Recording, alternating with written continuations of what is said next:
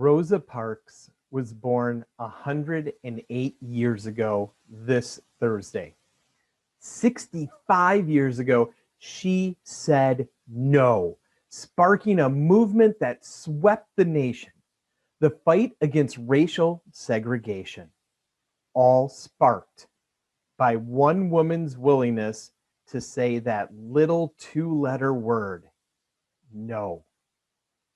In honor of Miss Parks, I want to chat with you about being assertive and saying no in your life. Do you find it difficult to be assertive and say no to people's requests? Since there just aren't enough hours in the day to appease everyone, the art of saying no without hurting the feelings of others is an important skill to acquire.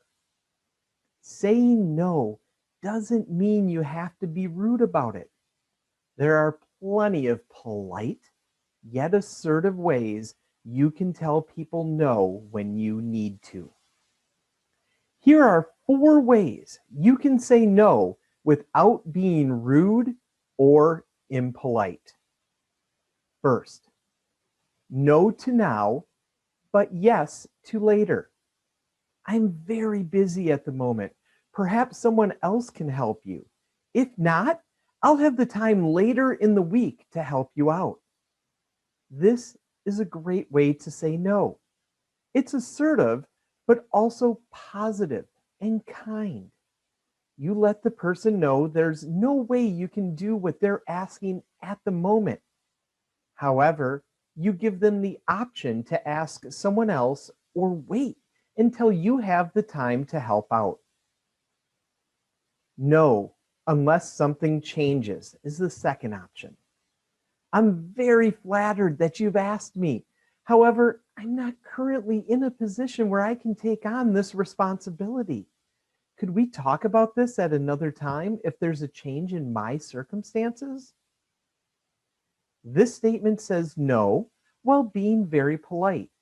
You let the other person know how thrilled you are that they've asked you, but then you're honest about how little time you have to commit to their request. Number 3, a definitive no. I hate to disappoint you, but I'm unable to do this. I'm afraid I'll overextend myself.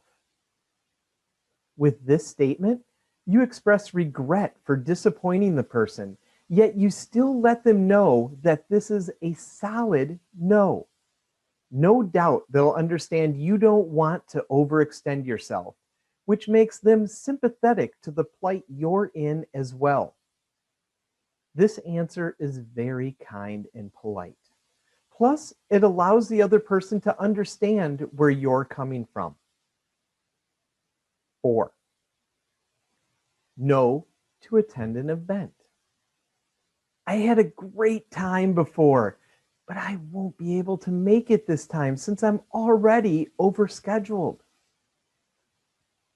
Sometimes you may get asked to an event you don't want to attend, or that you just don't have the time for.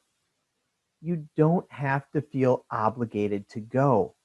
This statement lets the person know you've had a great time in the past, yet you're overscheduled or busy this time around. Of course, saying no takes an understanding of your priorities and goals. I recently had to say no to something that I really wanted to do and to help someone that I respect very much.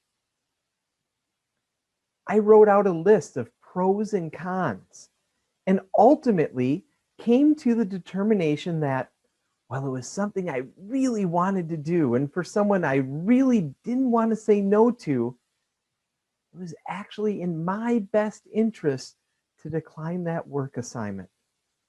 Since I wouldn't have been able to commit enough time and energy to the project, it was also in their best interests and the best interests of the entire team that I didn't participate.